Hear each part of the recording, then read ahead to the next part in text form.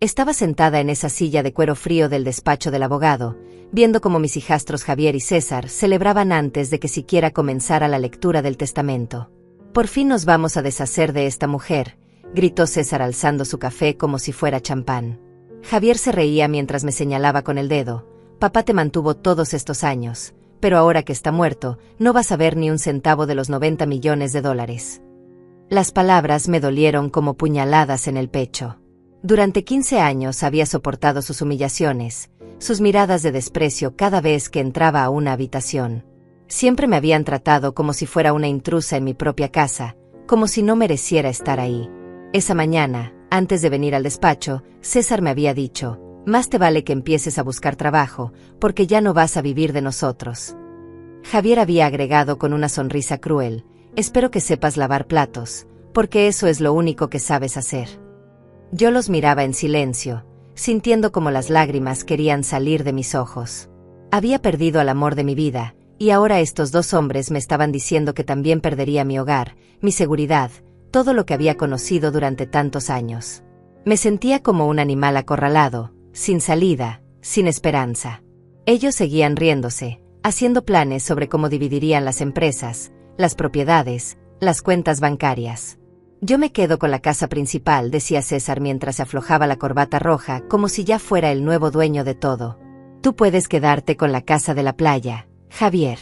Y obviamente, las acciones de la empresa las dividimos por la mitad». Hablaban de la herencia de mi esposo como si fuera un pastel que podían cortar a su antojo, sin importar que yo estuviera ahí escuchando cada palabra. Javier me miró con esos ojos llenos de malicia que tanto me aterrorizaban. «Por cierto, Lourdes, ya hablamos con el administrador del edificio. Tienes hasta el viernes para desalojar el apartamento. Espero que tengas algún lugar donde quedarte, porque nosotros no vamos a mantener a una mujer que ni siquiera es nuestra madre». Sus palabras eran como veneno corriendo por mis venas. César se levantó de su silla y caminó hacia la ventana, mirando hacia la calle como si fuera el rey del mundo. «Papá cometió un error al casarse contigo. Nosotros siempre lo supimos.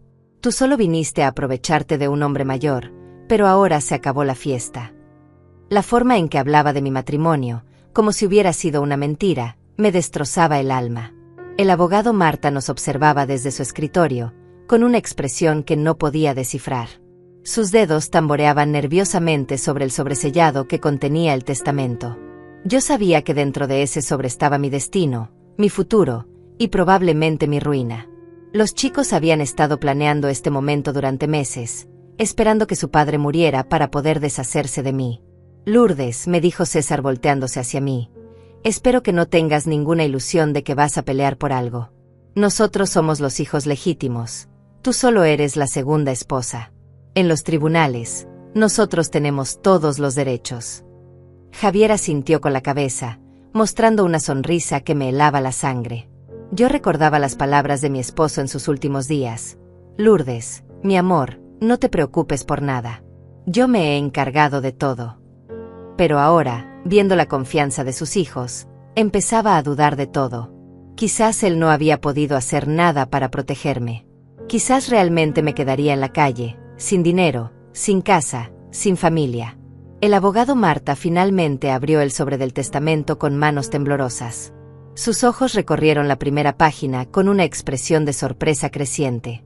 Javier y César se inclinaron hacia adelante, ansiosos por escuchar las palabras que confirmarían su victoria. Yo cerré los ojos, preparándome para lo peor. Pero cuando Marta terminó de leer la primera página, dejó caer los papeles sobre el escritorio y comenzó a reírse de una manera que jamás había escuchado. Sus ojos se llenaron de una mezcla de sorpresa y diversión mientras me miraba directamente. «Lourdes», dijo con una voz que casi no podía contener la emoción, «tu nombre es el único que aparece en todo el testamento. Si alguna vez has sentido que el mundo se voltea en un segundo, si has vivido el momento en que todo lo que creías que era cierto se desmorona frente a tus ojos, entonces sabes exactamente lo que sentí en ese instante. El silencio en esa oficina era tan espeso que podía cortarse con un cuchillo. Para entender por qué ese testamento cambió todo, necesito contarte cómo llegué a la vida de esa familia. Yo no venía del mismo mundo que ellos. Nací en un pequeño pueblo donde mi abuela Eulalia me crió con las manos llenas de callos y el corazón lleno de amor. Ella trabajaba limpiando casas desde que tenía memoria, Y yo la acompañaba desde los 5 años, cargando su balde y sus trapos, aprendiendo que el trabajo honesto era la única manera de sobrevivir. Mi abuela Eulalia era una mujer pequeña pero fuerte, con el cabello siempre recogido en un moño apretado y un vestido negro que lavaba cada noche para que estuviera limpio al día siguiente.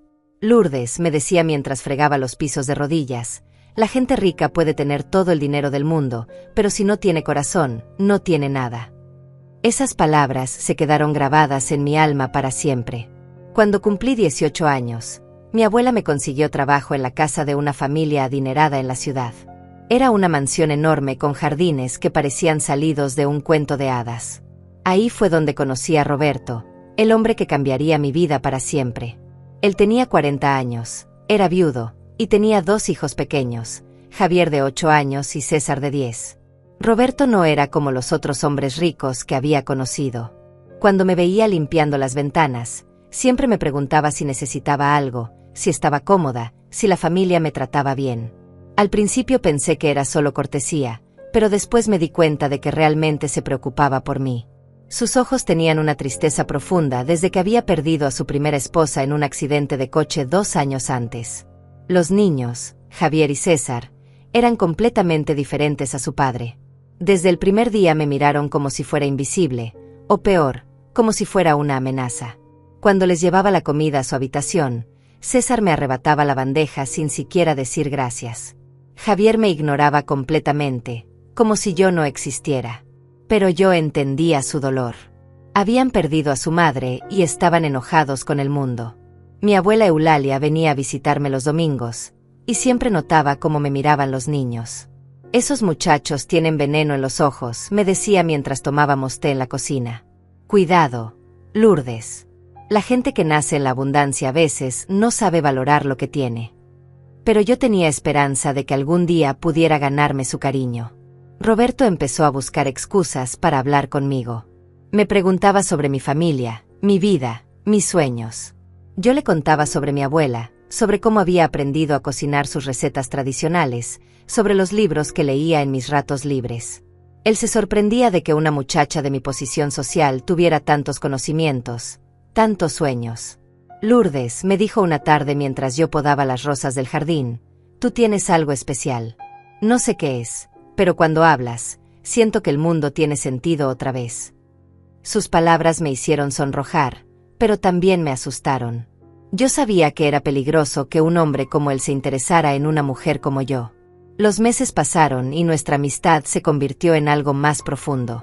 Roberto me contaba sobre sus negocios, sobre sus preocupaciones, sobre lo solo que se sentía en esa casa enorme.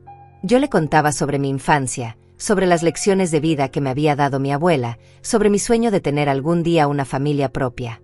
Él escuchaba cada palabra como si fuera lo más importante del mundo. Pero Javier y César notaron el cambio en su padre. Empezaron a tratarme peor, a hacerme comentarios crueles cuando Roberto no estaba presente. Mi papá está perdiendo la cabeza, me decía César con desprecio. Pero no te hagas ilusiones. Nosotros nunca vamos a permitir que una sirvienta se aproveche de él. Un día, mi abuela Eulalia se enfermó gravemente. Yo estaba desesperada, sin dinero para pagar los medicamentos que necesitaba. Roberto se enteró de mi situación y sin que yo se lo pidiera, pagó todos los gastos médicos. La familia es lo más importante, me dijo tomándome las manos. Y si tú sufres, yo sufro contigo. Ese gesto cambió todo entre nosotros. Yo me di cuenta de que Roberto no era solo un hombre rico que se sentía solo. Era un hombre bueno, generoso, que entendía el valor de las cosas importantes de la vida. Y él se dio cuenta de que yo no era solo una empleada. Era una mujer que podía amarlo de verdad, no por su dinero, sino por quien era. Los niños se dieron cuenta de que su padre estaba enamorado de mí, y su odio creció como una planta venenosa. Empezaron a sabotear nuestros momentos juntos, a decirle mentiras sobre mí a su padre, a hacer todo lo posible para separarnos. Pero Roberto veía a través de sus manipulaciones. Lourdes, me dijo una noche bajo las estrellas del jardín, sé que mis hijos no te aceptan ahora, pero con tiempo lo harán. Tú tienes un corazón tan grande que es imposible no amarte. Yo quería creerle, pero algo en mis entrañas me decía que Javier y César nunca me perdonarían por haberme ganado el amor de su padre. Cuando mi abuela Eulalia murió, Roberto estuvo a mi lado en cada momento. Organizó el funeral, me consoló cuando lloraba, me ayudó a guardar sus pertenencias. Ella te enseñó a ser la mujer increíble que eres, me dijo mientras yo guardaba el vestido negro de mi abuela en una caja. Su legado vive en ti. Fue en el funeral de mi abuela que Roberto me pidió que me casara con él. Lourdes, me dijo con lágrimas en los ojos, quiero que construyamos una vida juntos. Quiero que seas mi esposa, mi compañera, la madre que mis hijos necesitan. Yo sabía que al decir sí, estaba eligiendo un camino lleno de obstáculos, pero también estaba eligiendo el amor. El día que anunciamos nuestro compromiso, la reacción de Javier y César fue peor de lo que había imaginado. Papá, esta mujer solo quiere tu dinero, gritó César con una rabia que me asustó. Nosotros somos tus hijos. Ella es una extraña. Pero Roberto mantuvo su decisión. Nos casaríamos, y yo me convertiría en parte de esa familia, me gustara o no a sus hijos.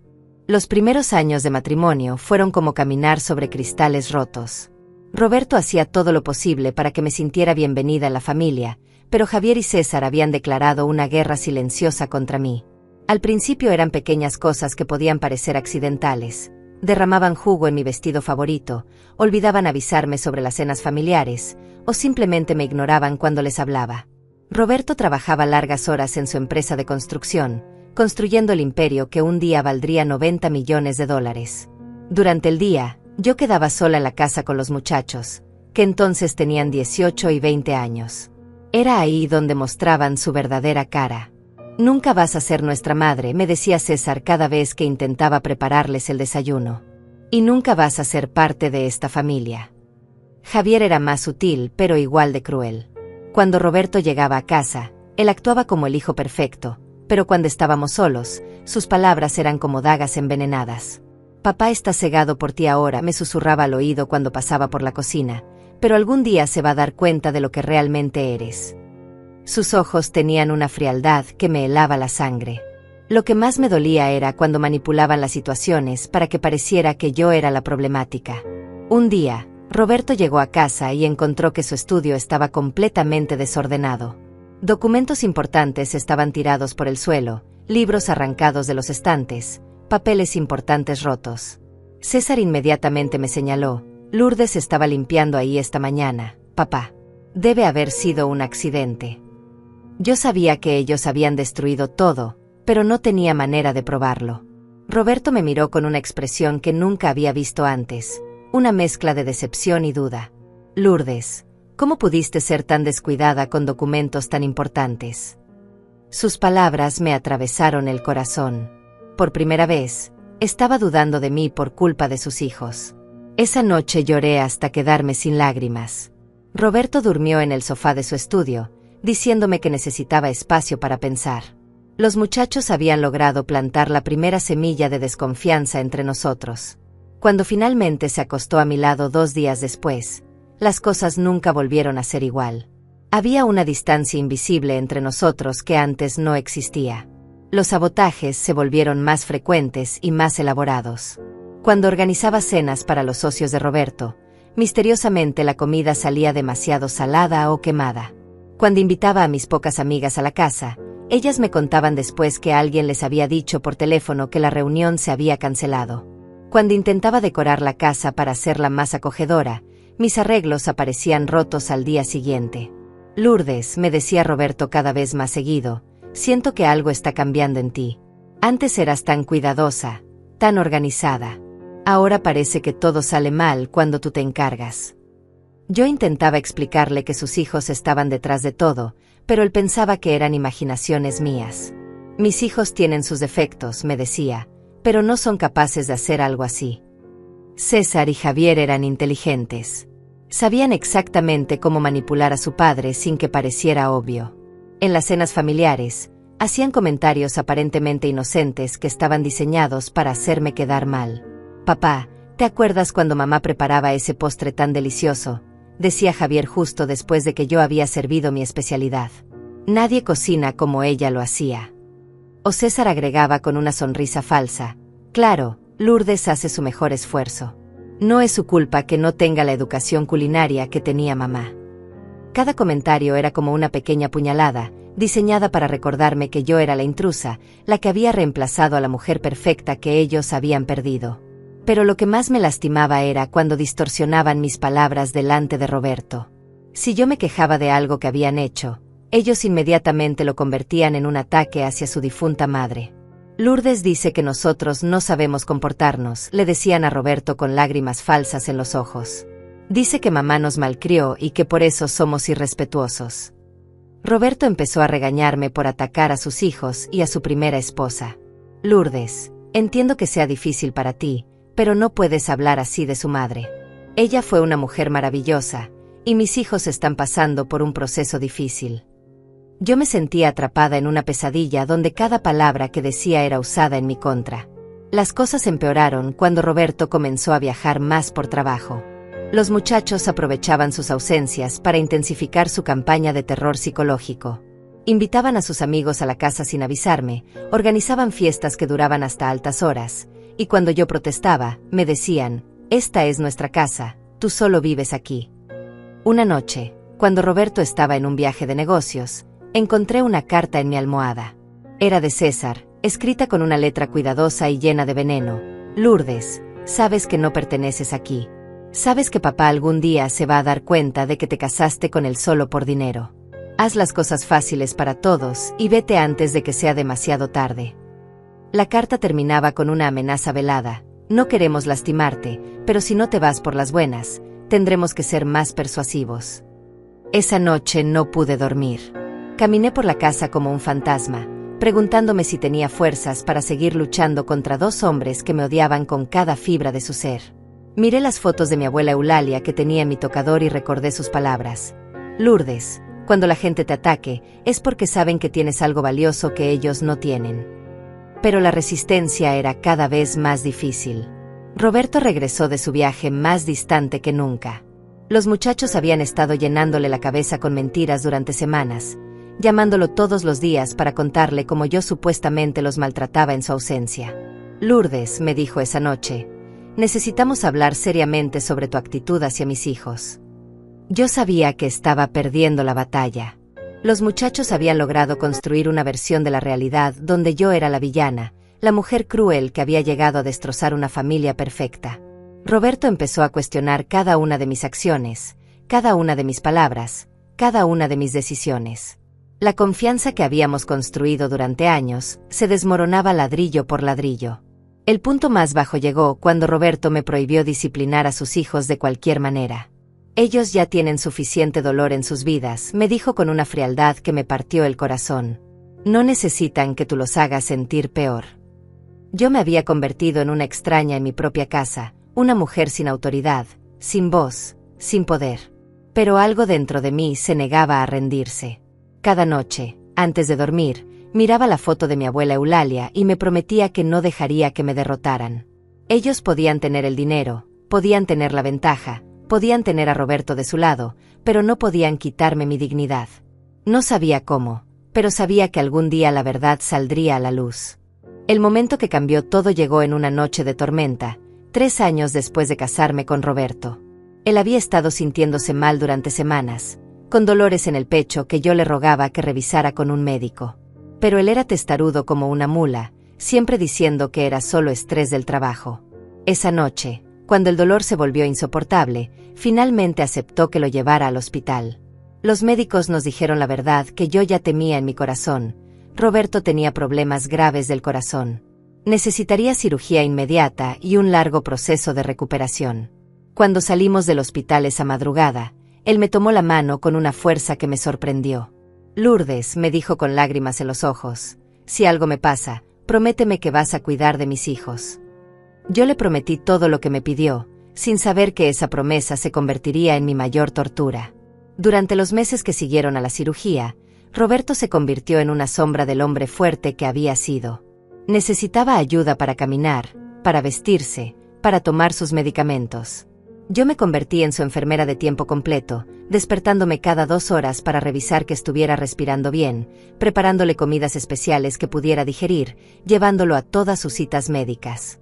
Javier y César, que ya tenían 25 y 27 años, apenas visitaban a su padre.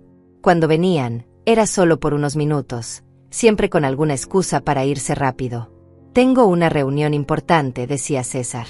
Tengo una cita, decía Javier. Pero yo sabía la verdad. No podían soportar ver a su padre débil y enfermo. Era más fácil para ellos ignorar la situación que enfrentarla. Roberto notó la ausencia de sus hijos, y eso lo lastimaba más que su enfermedad física. Lourdes, me decía mientras yo le daba sus pastillas, mis hijos me han abandonado cuando más los necesito. Yo trataba de consolarlo, inventando excusas para ellos, diciendo que estaban ocupados con sus propias vidas. Pero en el fondo, mi corazón se llenaba de rabia hacia esos dos hombres egoístas.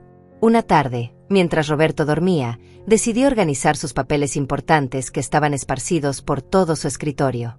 Necesitaba encontrar algunos documentos médicos para su próxima cita.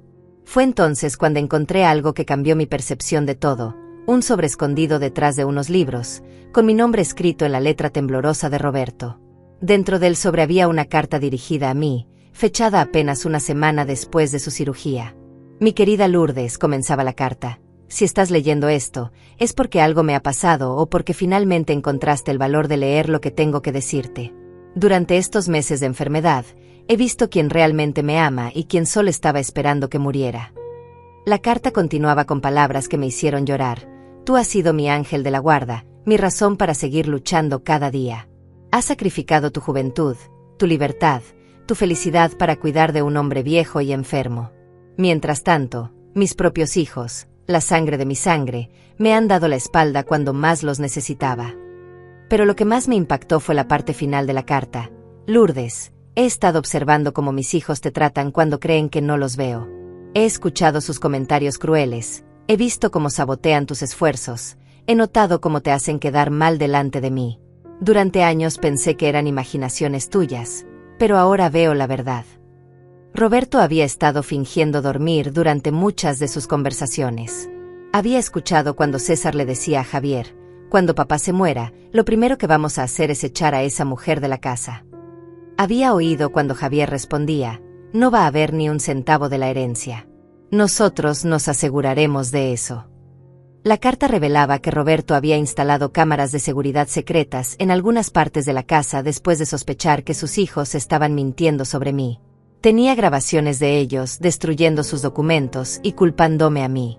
Tenía evidencia de todas las veces que habían saboteado mis cenas para hacerme quedar mal. Tenía pruebas de todo. Lourdes, decía la carta, he cambiado mi testamento. Mis hijos han demostrado que solo les importa mi dinero, no mi bienestar. Tú has demostrado que me amas sin importar si tengo mucho o poco. Por eso, todo lo que he construido en mi vida ahora es tuyo. Úsalo sabiamente. Úsalo para honrar el amor que compartimos. Mis manos temblaban mientras leía las últimas líneas. No les digas nada a mis hijos sobre esto. Deja que crean que van a heredar todo.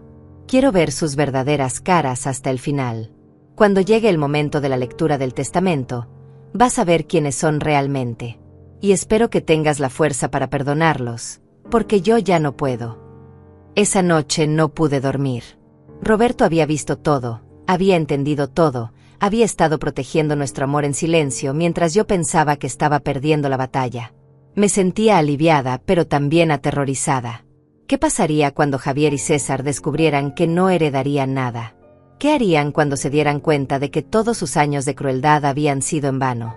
Los meses siguientes fueron una tortura emocional. Roberto siguió deteriorándose, pero ahora yo sabía que él conocía la verdad sobre sus hijos. A veces me miraba con una tristeza profunda en los ojos, como pidiendo perdón por todos los años que había dudado de mí. Otras veces sonreía cuando veía cómo Javier y César actuaban como hijos amorosos delante de él, sabiendo que era todo una farsa. César y Javier empezaron a visitar más seguido cuando se dieron cuenta de que su padre estaba muy enfermo. Pero sus visitas no eran por amor, sino por miedo a que muriera sin que ellos pudieran asegurar su herencia.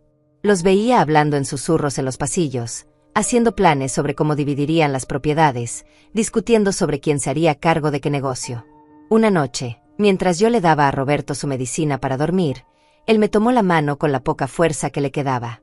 Lourdes, me susurró, prométeme que cuando todo esto termine, vas a ser feliz.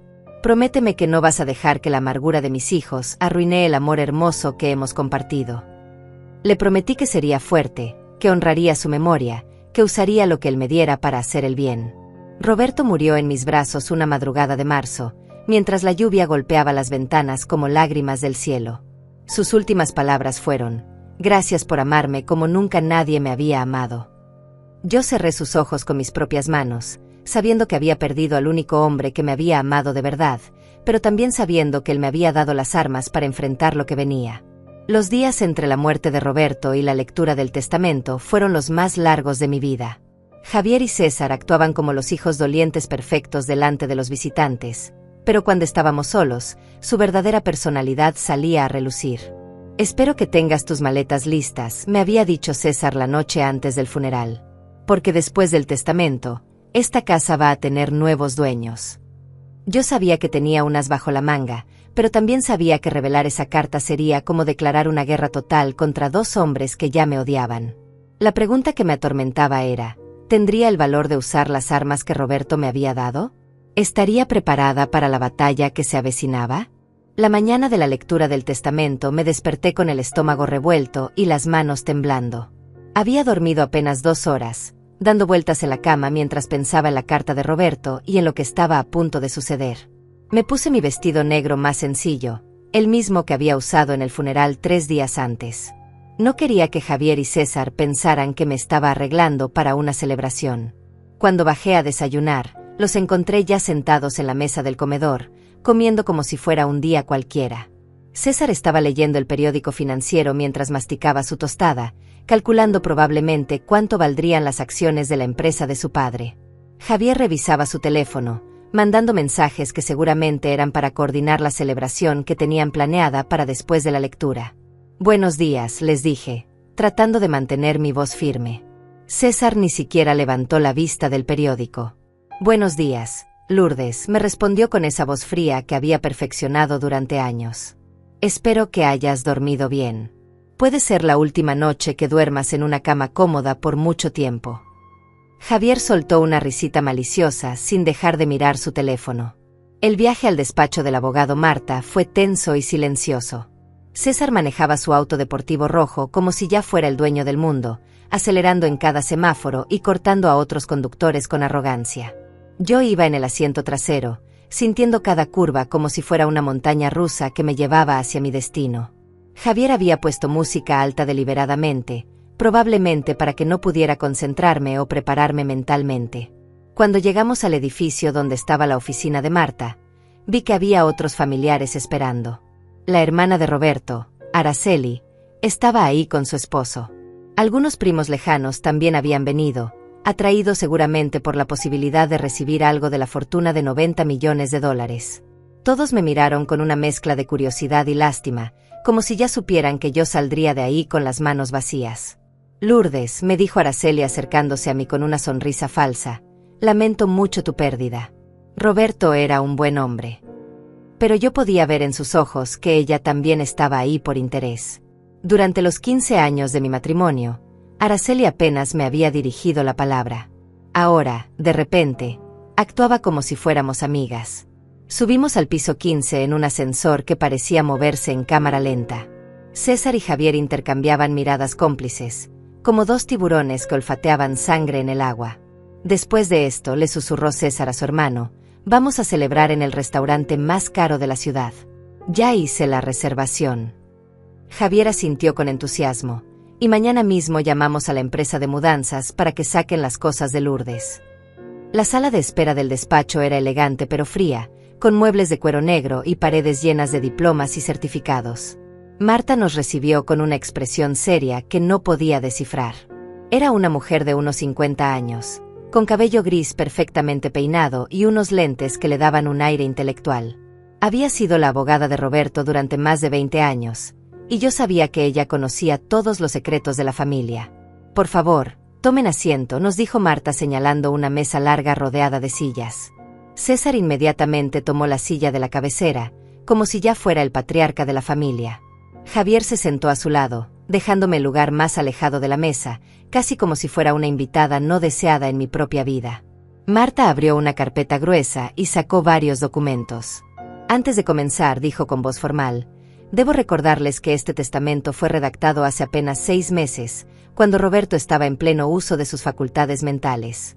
Fue firmado en presencia de 3 testigos, y su validez legal es incuestionable. César y Javier se miraron con satisfacción. 6 meses atrás había sido cuando Roberto estaba más enfermo, cuando ellos pensaban que tenían control total sobre él. Lo que no sabían era que ese había sido exactamente el momento en que Roberto había descubierto sus verdaderas intenciones a través de las cámaras secretas.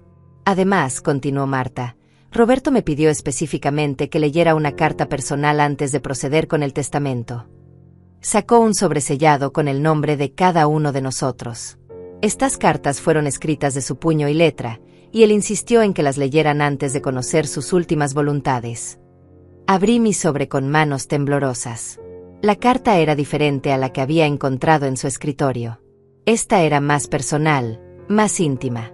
Mi amada Lourdes, comenzaba, si estás leyendo esto, significa que ya no estoy contigo para protegerte de las tormentas que se avecinan.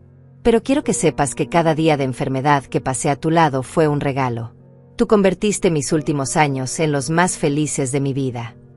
Las lágrimas comenzaron a caer por mis mejillas mientras leía. Roberto me agradecía por cada pequeño cuidado, por cada noche en vela, por cada sonrisa que le había dado cuando él se sentía derrotado. Tú me devolviste la fe en el amor verdadero, escribía.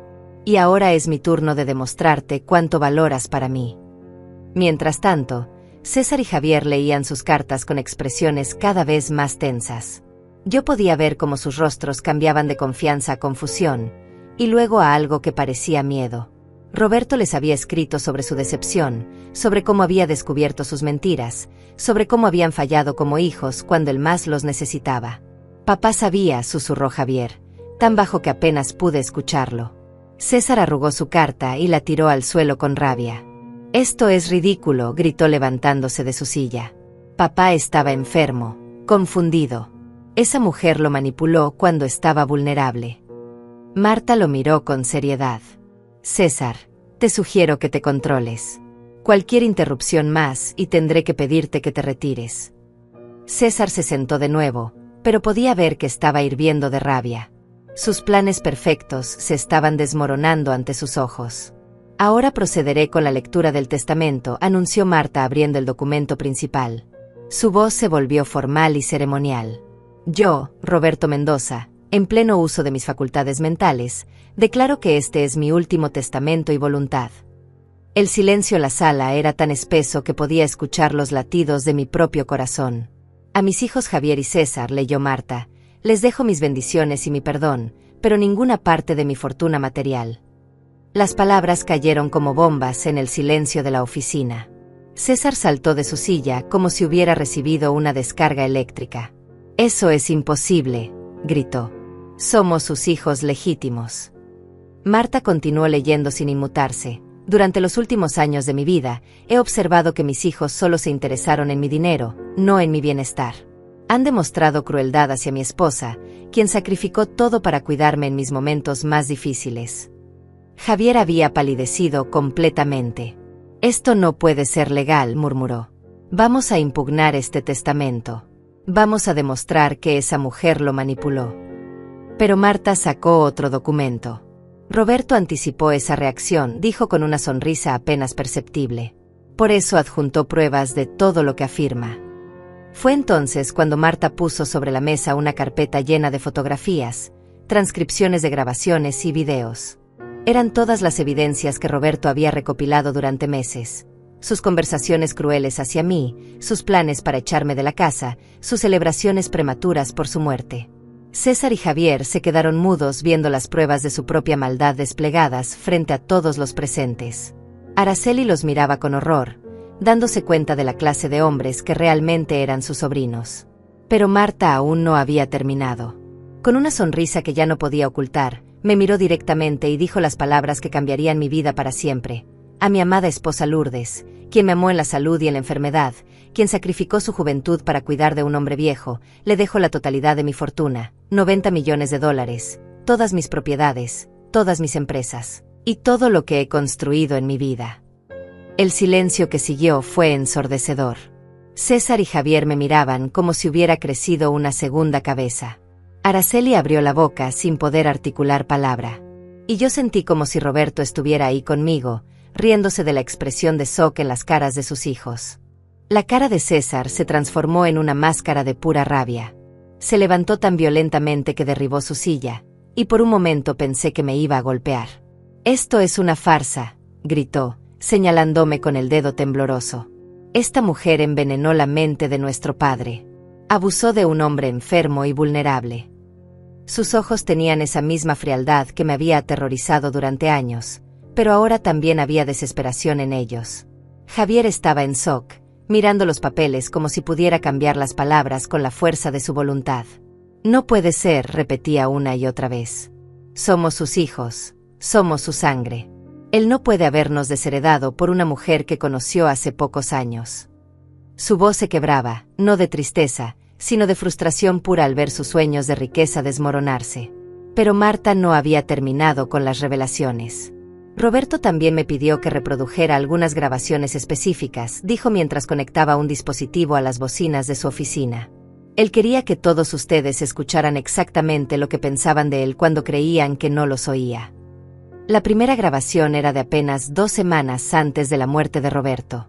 Era la voz de César hablando por teléfono desde el jardín, pensando que nadie podía escucharlo. «Sí, mamá está muerta y papá se está muriendo. Ya era hora. Javier y yo vamos a heredar todo, y lo primero que vamos a hacer es echar a esa mujer de la casa. No va a haber ni un centavo». César palideció al escuchar su propia voz. Eso está sacado de contexto», balbuceó. Pero Marta ya estaba reproduciendo otra grabación, esta vez de Javier. «La vieja estúpida piensa que la amamos, pero solo estamos esperando que papá muera para deshacernos de ella. Ha sido una pesadilla tener que fingir que la respetamos todos estos años». Araceli los miraba con horror creciente. «¿Cómo pudieron hablar así de su padre?», les preguntó con la voz quebrada. «Él los amó toda su vida, les dio todo lo que quisieron». Pero César la ignoró completamente, concentrado en encontrar una manera de salvar la situación. La siguiente grabación fue la que más me dolió, aunque ya la había escuchado antes. Era una conversación entre los 2 hermanos en la cocina, 3 días después del funeral. «¿Crees que papá dejó algo para Lourdes?», preguntaba Javier. César respondía con una risa cruel: «Máximo unas migajas para que no se vea muy obvio. Pero la casa, el dinero, las empresas, todo eso es nuestro. Hemos esperado demasiado tiempo para que esta mujer nos lo quite». Pero lo que realmente destruyó su fachada fue la grabación que Roberto había hecho secretamente durante una de mis crisis nerviosas. Yo estaba llorando en la cocina después de uno de sus ataques particularmente crueles, y Roberto había bajado sin que yo me diera cuenta. En la grabación se podía escuchar claramente cómo César me decía: «Deja de llorar como una niña. Papá no va a vivir para siempre, y cuando muera, vas a descubrir que no significas nada para esta familia». Las lágrimas corrían por mis mejillas al recordar esa noche terrible. Pero luego se escuchó la voz de Roberto en la grabación, entrando a la cocina. «¿Qué está pasando aquí?». César inmediatamente cambió su tono. «Nada, papá. Solo estaba consolando a Lourdes porque se sentía un poco mal». La mentira era tan descarada, tan perfecta, que incluso yo me había preguntado si había imaginado todo. Marta pausó las grabaciones y sacó otro folder. «Roberto también documentó fotográficamente varios incidentes», anunció. Las primeras fotos mostraban mi vestido amarillo favorito, el que había aparecido manchado con tinta roja después de una cena importante. En las fotos se podía ver claramente la botella de tinta que Javier había usado, escondida detrás de su silla. Otras fotos mostraban el estudio de Roberto después de que sus documentos fueron destruidos. Pero estas fotos habían sido tomadas por cámaras de seguridad que los muchachos no sabían que existían. Se podía ver claramente cómo César y Javier entraban al estudio, tiraban todos los papeles al suelo, rompían algunos documentos importantes, y luego salían riéndose. «Dios mío», susurró Araceli mirando las fotos. «Ustedes planearon todo esto. Destruyeron las cosas de su padre solo para culpar a Lourdes». Su voz estaba llena de asco y decepción. ¿Cómo pudieron ser tan crueles con una mujer que solo quería amarlos? Pero las evidencias más damning eran las grabaciones de video. Roberto había instalado cámaras en el comedor después de sospechar que algo extraño pasaba con mis cenas. En los videos se podía ver claramente cómo Javier entraba a la cocina cuando yo no estaba, y le echaba sal extra a la comida que yo había preparado para una cena importante con socios de Roberto. En otro video, César aparecía cortando las flores del jardín que yo había arreglado cuidadosamente para decorar la casa, y luego las tiraba a la basura. Cuando Roberto le preguntaba después qué había pasado con las flores, César respondía: no sé, papá. Tal vez Lourdes se olvidó de regarlas. 36 videos, anunció Marta. 36 incidentes documentados donde ustedes sabotearon deliberadamente a Lourdes para hacerla quedar mal con su padre. César y Javier se habían quedado completamente mudos, viendo cómo años de mentiras y manipulación se exponían ante todos. Pero Roberto había guardado lo mejor para el final. Marta reprodujo una grabación que me hizo temblar de pies a cabeza. Era una conversación entre César y Javier el día después de que Roberto fuera hospitalizado por primera vez. Esto es perfecto, decía la voz de César. Papá está débil, confundido por los medicamentos. Es el momento perfecto para convencerlo de que cambie el testamento. ¿Y si Lourdes se interpone?, preguntaba Javier. La respuesta de César me heló la sangre. No te preocupes por ella. Si no entiende las indirectas, vamos a tener que ser más directos. Hay muchas maneras de hacer que una persona se sienta tan incómoda que prefiera irse por su propia voluntad. Araceli se levantó de su silla y se acercó a sus sobrinos con una expresión de repugnancia total. Ustedes no solo son codiciosos, les dijo con voz temblorosa de rabia. Son malvados. Su padre era un buen hombre que merecía amor y respeto en sus últimos años, y ustedes lo torturaron con su crueldad hacia su esposa. Pero César todavía no se daba por vencido. Todo esto son mentiras fabricadas, gritó desesperadamente. Esta mujer manipuló a papá para que instalara esas cámaras. Ella planeó todo esto desde el principio. Su voz se estaba volviendo histérica, como un animal acorralado. Marta sacó entonces el documento que destruiría completamente sus últimas esperanzas. Una carta escrita de puño y letra por Roberto, con fecha de apenas una semana antes de su muerte. César y Javier, leyó Marta. Si están escuchando esto, es porque finalmente han visto las pruebas de su propia maldad. Durante años pensé que sus ataques hacia Lourdes eran producto de su dolor por haber perdido a su madre. Pero ahora veo que simplemente son hombres sin corazón. La carta continuaba. He visto cómo torturan a una mujer inocente que solo quería amarlos como si fueran sus propios hijos. He visto cómo planean celebrar mi muerte. He visto cómo cuentan mi dinero mientras yo aún respiro. Por eso he decidido que no merecen ni un centavo de lo que he trabajado toda mi vida. Lourdes, continuaba la carta, tú has demostrado que el amor verdadero existe. Has cuidado de mí sin pedir nada a cambio, has soportado años de abuso por amor a mí, has sacrificado tu felicidad para darme paz en mis últimos días. Por eso todo lo que tengo ahora es tuyo. César finalmente explotó. Se lanzó hacia el escritorio de Marta, tratando de agarrar los documentos. Voy a quemar todo esto, gritaba como un loco. No voy a permitir que esta mujer se quede con lo que es nuestro. Pero la seguridad del edificio ya había sido llamada, y 2 guardias entraron para contenerlo. Javier lloraba ahora, pero no de tristeza sino de frustración pura. Esto no puede estar pasando, repetía. Hemos planeado esto durante años. Hemos soportado a esta mujer durante años. No puede ser que al final ella se quede con todo. Su máscara de hijo perfecto había caído completamente. Marta cerró la carpeta de evidencias y me miró con respeto. Lourdes, me dijo, Roberto me pidió que te dijera algo más. Él sabía que estos hombres no se iban a rendir fácilmente, y que probablemente van a tratar de hacerte la vida imposible. Por eso también dejó instrucciones específicas para protegerte. Las últimas palabras de Roberto, leídas por Marta, resonaron en la oficina como una sentencia final. Si mis hijos intentan lastimar a Lourdes de cualquier manera, física o emocionalmente, perderán también el dinero que he puesto en un fondo de fideicomiso para sus emergencias. Ellos eligieron la crueldad sobre el amor. Ahora tendrán que vivir con las consecuencias de sus decisiones. Los días que siguieron a la lectura del testamento fueron los más aterradores de mi vida. César y Javier no se habían rendido. Al contrario, su humillación pública los había convertido en enemigos aún más peligrosos. La primera amenaza llegó esa misma noche, cuando encontré una nota deslizada bajo la puerta de mi habitación. Esto no ha terminado, Lourdes. Vamos a hacer que te arrepientas de habernos robado lo que es nuestro. No pude dormir esa noche. Caminé por la casa como un fantasma, revisando las cerraduras, cerrando cortinas, sintiendo como si fuera una prisionera en lo que ahora era oficialmente mi propia casa. Cada ruido me sobresaltaba, cada sombra me parecía una amenaza.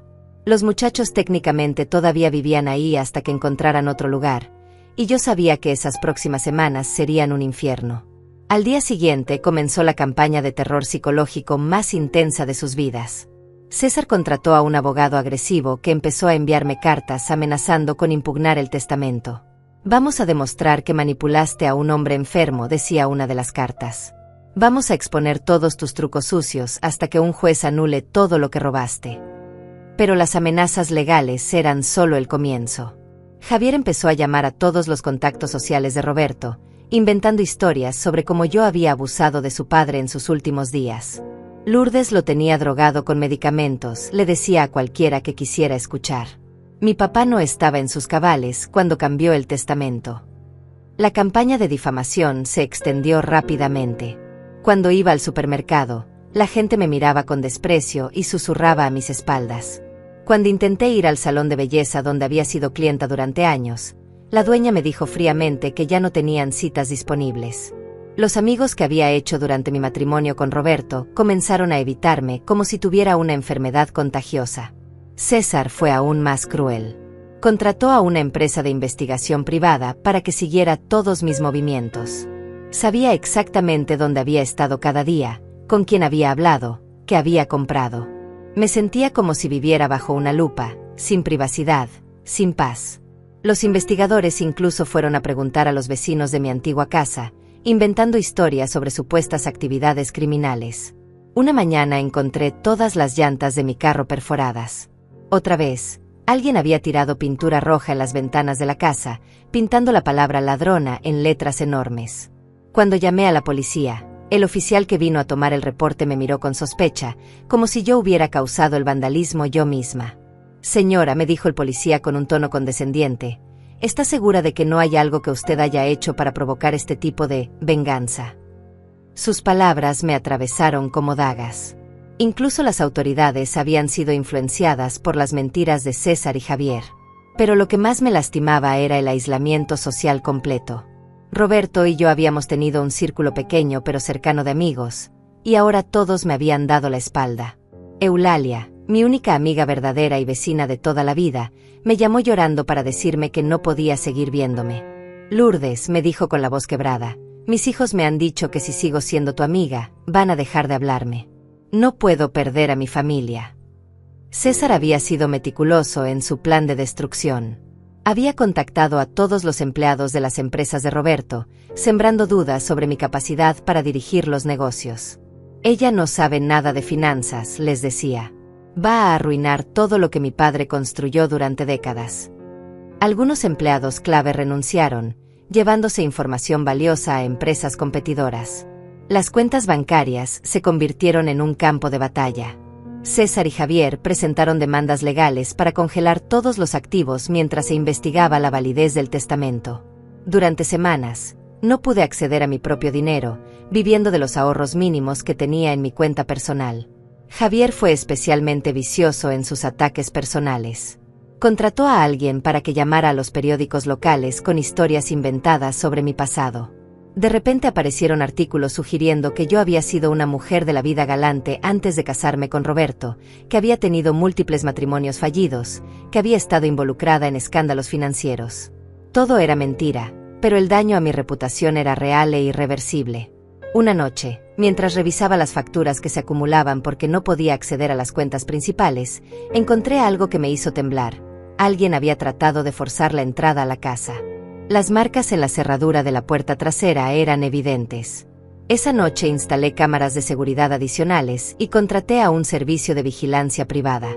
El punto más bajo llegó cuando César logró convencer a algunos medios de comunicación de que hicieran una historia sobre la mujer que robó una fortuna de 90 millones. El reportaje me pintaba como una manipuladora calculadora que había seducido a un hombre mayor y vulnerable para quedarse con su dinero. Mostraron fotos mías que habían sido tomadas sin mi conocimiento, haciéndome ver como una villana de telenovela. Después de ver ese reportaje, me desplomé en el suelo de la sala y lloré como no había llorado desde la muerte de mi abuela Eulalia. Me sentía completamente sola, atacada desde todos los ángulos, sin nadie que me defendiera. Por primera vez desde la lectura del testamento, empecé a preguntarme si valía la pena seguir luchando. Fue entonces cuando recordé las palabras que Roberto me había dicho en su última carta: en los momentos más oscuros, recuerda que el amor siempre encuentra una manera. Me levanté del suelo y fui a buscar la caja donde guardaba todas las cartas que él me había escrito durante nuestro matrimonio. Ahí, entre las cartas de amor, encontré una que nunca había visto antes. Estaba fechada apenas 2 días antes de su muerte, escrita con letra temblorosa pero clara: mi querida Lourdes, si estás leyendo esta carta es porque mis hijos te están haciendo la vida imposible. Sabía que esto pasaría, porque los conozco mejor de lo que ellos piensan. No tengas miedo, continuaba la carta. He dejado instrucciones específicas con 3 abogados diferentes, no solo con Marta. También he puesto copias de todas las evidencias en una caja de seguridad que solo tú puedes abrir. Y he preparado una sorpresa final que mis hijos nunca verán venir.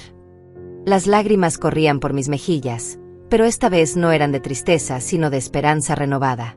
Lourdes, decía Roberto en su carta final, eres más fuerte de lo que crees.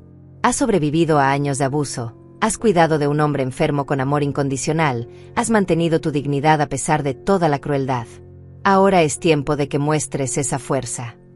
La carta terminaba con instrucciones específicas sobre cómo acceder a documentos adicionales que él había preparado, contactos de abogados especializados en casos de difamación, y algo que me sorprendió completamente: una cuenta bancaria secreta en Suiza con $2 millones que había puesto a mi nombre años antes, como un fondo de emergencia, para protegerme exactamente de esta situación. Mis hijos creen que son más inteligentes que yo, escribía Roberto. Pero yo he estado planeando esto durante años, preparándome para el día en que intentaran destruirte.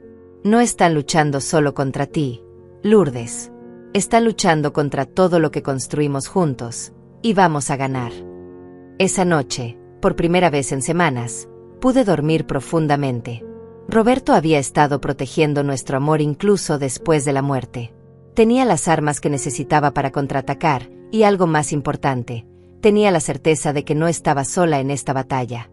Al día siguiente me desperté con una determinación que no había sentido en años. César y Javier habían subestimado a la mujer humilde que había limpiado casas con su abuela.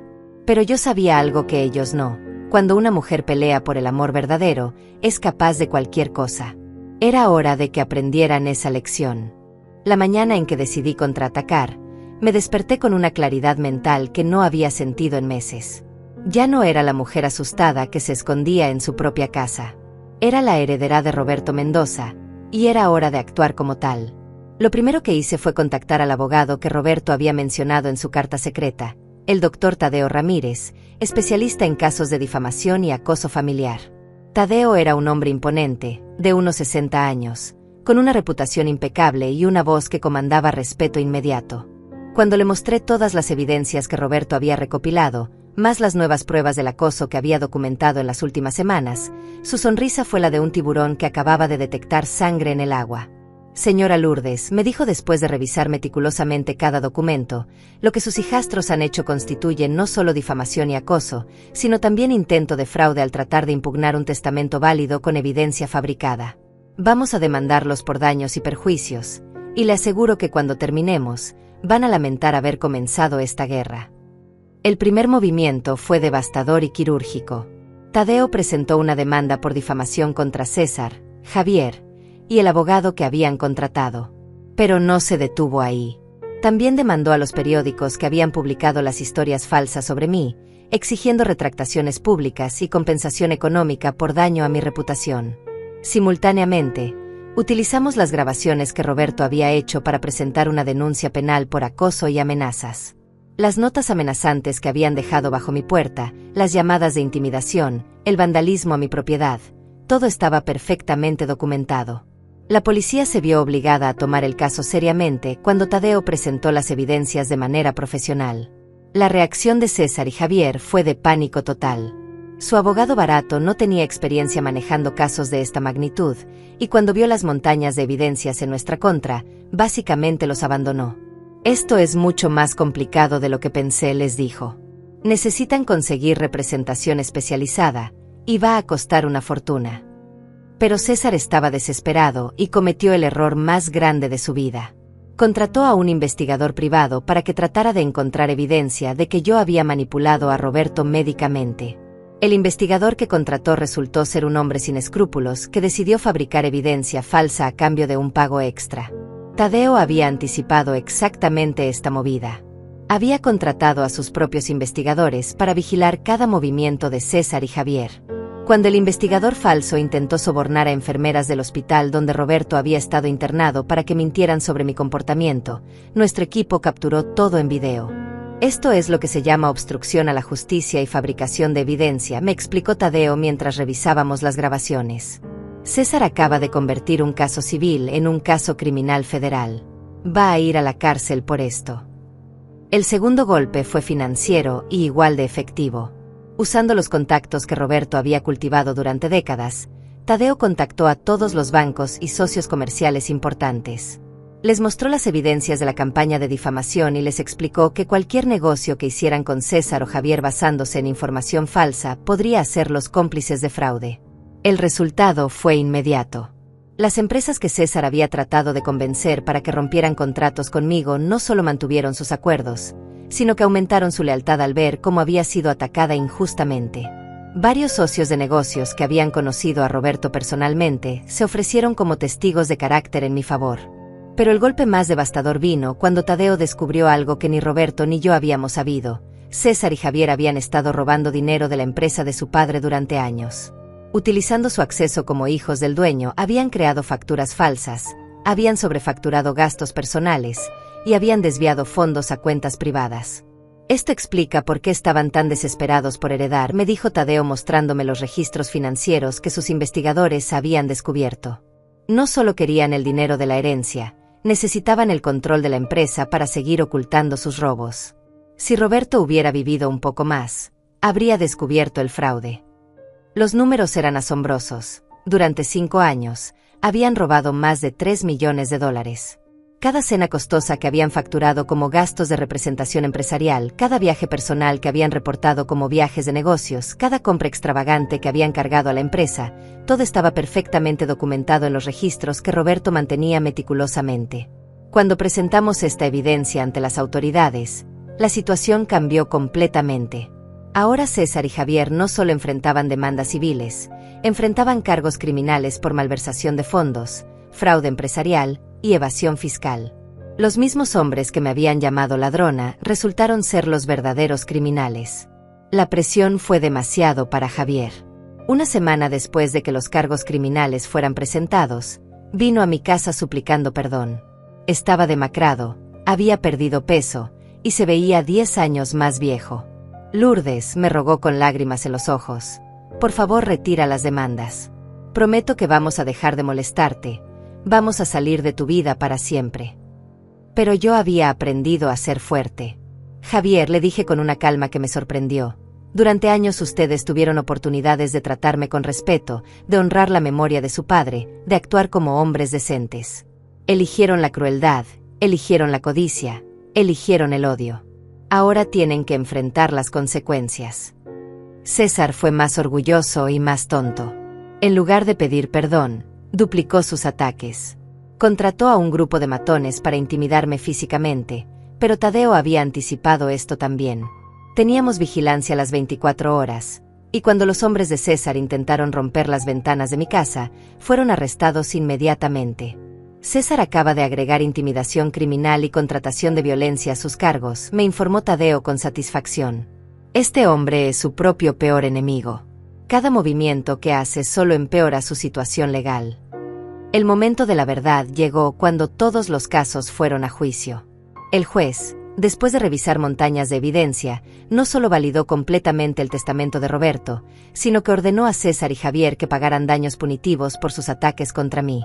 Además, fueron sentenciados a 3 años de cárcel por malversación de fondos. Pero lo más satisfactorio fue cuando el juez leyó su veredicto final. Este caso representa uno de los ejemplos más claros de codicia y crueldad familiar que he visto en mis 30 años como magistrado. Los demandados no solo atacaron cruelmente a una mujer inocente, sino que deshonraron la memoria de su propio padre. La señora Lourdes, continuó el juez, ha demostrado una dignidad y fortaleza extraordinarias frente a años de abuso. Ella merece no solo la herencia que su esposo le dejó, sino también el respeto de esta corte y de la sociedad. Cuando César y Javier fueron esposados y llevados fuera de la sala, César me gritó una última amenaza. Esto no termina aquí, Lourdes. Algún día vamos a salir, y vas a pagar por esto. Pero yo ya no sentía miedo. Había ganado no solo legal sino moralmente. Esa noche, sola en la casa que ahora era verdaderamente mía, leí una vez más la última carta de Roberto. Mi amor, había escrito. Espero que cuando todo esto termine, entiendas que no se trataba del dinero. Se trataba de proteger el amor que construimos juntos, de asegurar que tu bondad fuera recompensada y su maldad fuera castigada. Tadeo había hecho más que ganar un caso legal, había restaurado mi honor, había expuesto la verdad, y había asegurado que la justicia prevaleciera. Los 90 millones de dólares ya no eran solo dinero, eran la validación de que el amor verdadero siempre triunfa sobre la codicia y el odio. Por primera vez en años, me sentí completamente libre. Roberto había tenido razón. Juntos habíamos ganado la guerra más importante de nuestras vidas. 6 meses después del juicio, me desperté en la misma casa donde había vivido tanto dolor, pero que ahora se sentía completamente diferente. Los rayos del sol entraban por las ventanas que ya no tenían cortinas cerradas por miedo, iluminando espacios que había rediseñado completamente. Había quitado todos los muebles que me recordaban épocas oscuras y había llenado la casa con plantas, fotografías de mi abuela Eulalia y recuerdos hermosos de mi tiempo con Roberto.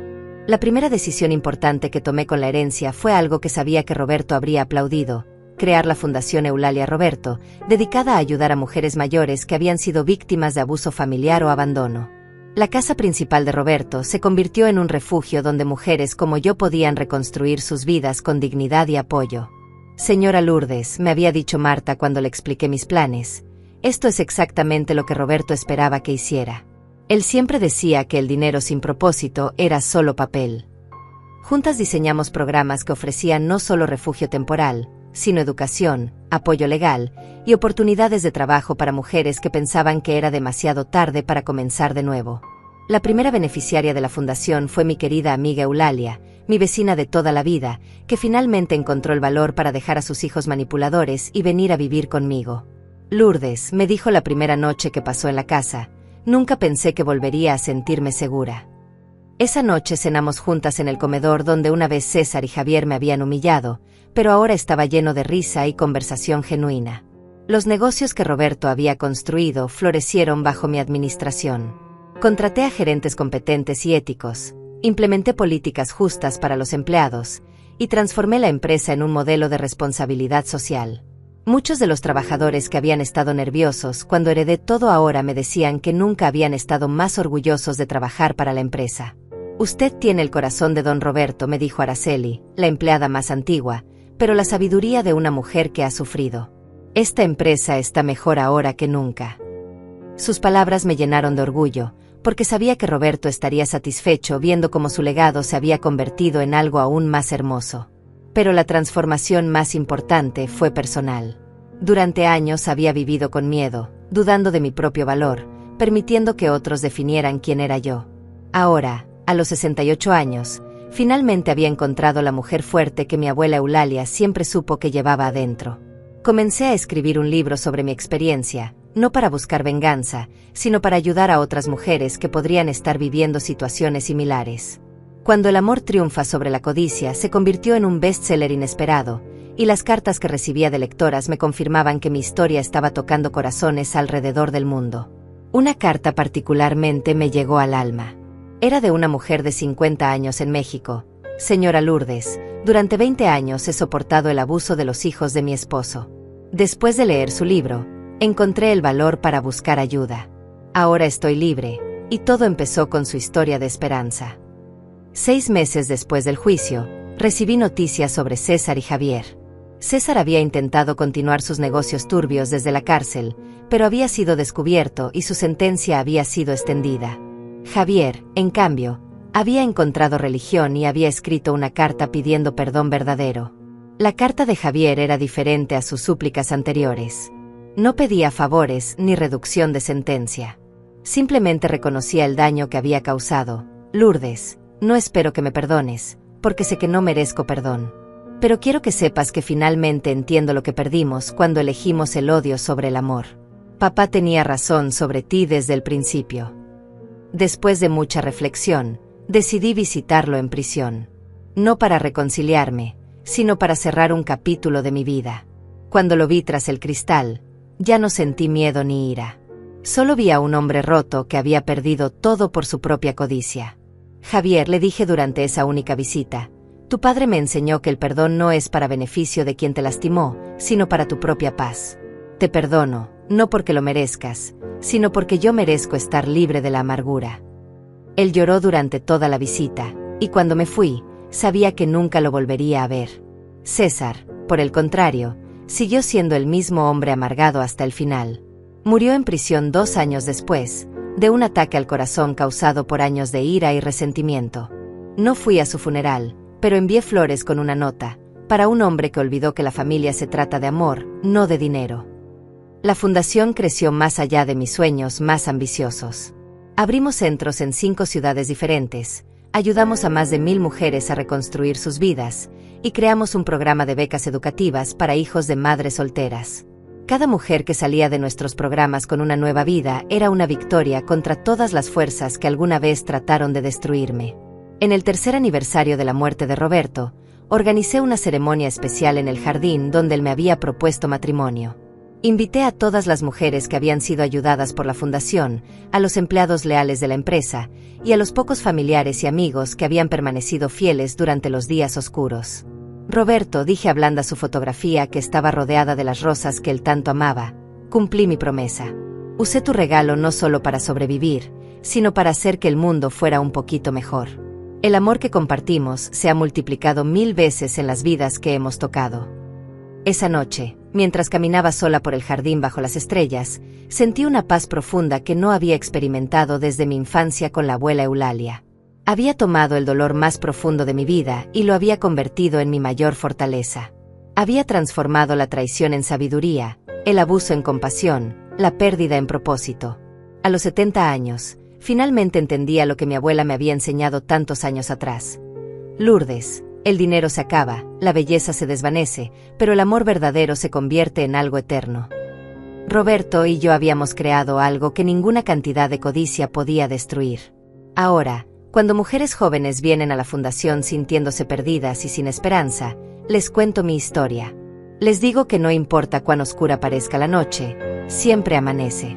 Les enseño que la verdadera riqueza no está en lo que tienes, sino en lo que das. El amor verdadero, les digo, no es solo lo que sientes por otra persona.